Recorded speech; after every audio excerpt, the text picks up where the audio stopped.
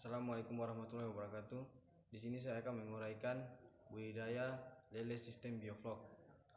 Hal yang pertama dalam budidaya lele sistem bioflok yaitu mempersiapkan kolam lele biofloknya.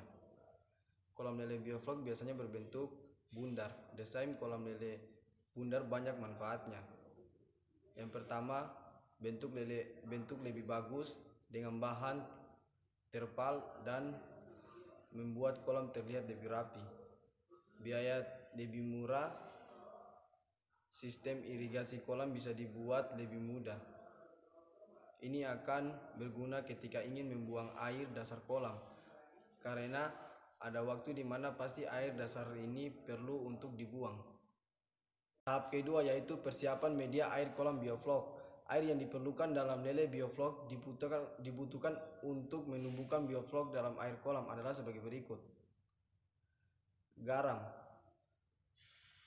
odolmit, molase. Selanjutnya kita masukkan bahan-bahan tersebut satu persatu. Pertama, masukkan garam.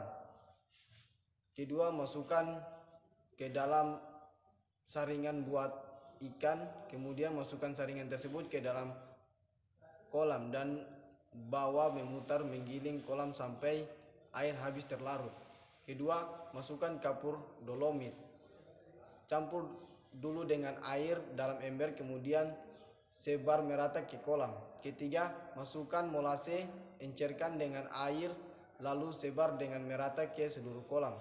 Persiapan media air bioflok ini perlu dibentuk terlebih dahulu, minimal seminggu baru bisa bibit ditebarkan di dalam kolam. Pada tahap ketiga yaitu tahap penebaran benih.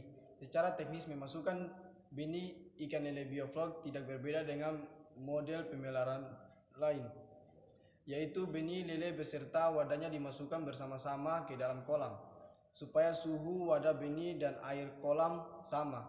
Ini supaya benih beradaptasi terlebih dahulu. Kemudian pelan-pelan biarkan lele melepaskan diri dengan sendirinya ke dalam kolam. Yang paling penting dalam hal penebaran benih adalah benih lele harus benar-benar sehat dan tidak terserang oleh bakteri apapun. Masuk pada tahap pemberian pakan. Pada ternak lele bioflok, pemberian pakan tidak boleh berlebihan. Semua sistem budidaya lele juga sama sepertinya. Pemberian pakan diberikan sebanyak 3% dari biomasa ikan. Meskipun begitu, ketika lele sudah tidak menunjukkan respon aktif terhadap pakan yang dilempar, pemberian dihentikan. Pakan yang tidak sempat termakan oleh ikan akan merusak kualitas air. Yaitu mengontrol perkembangan bioflok.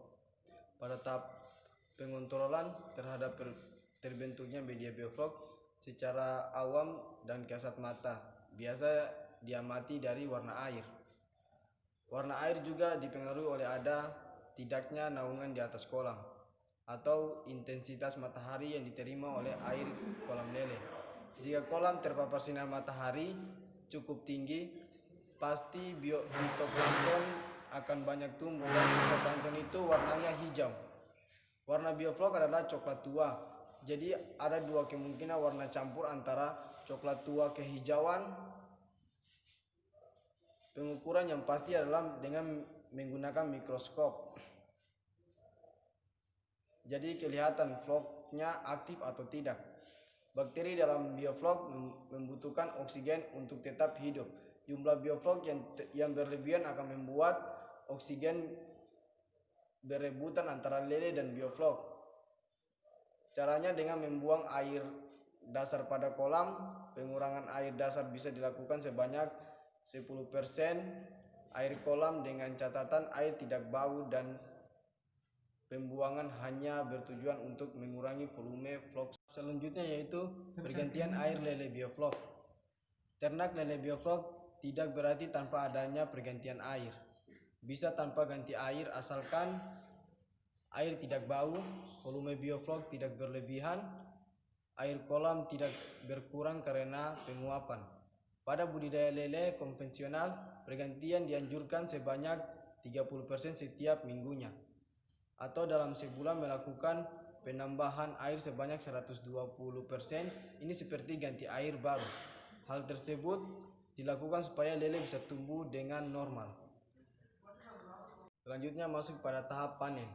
Panen dibagi menjadi dua, yaitu panen parsial dan panen total. Panen ikan lele bioflok. Biasanya ikan lele bioflok sudah termasuk dalam ukuran konsumsi, dan harganya juga akan menyesuaikan dengan harga setempat atau harga pasar.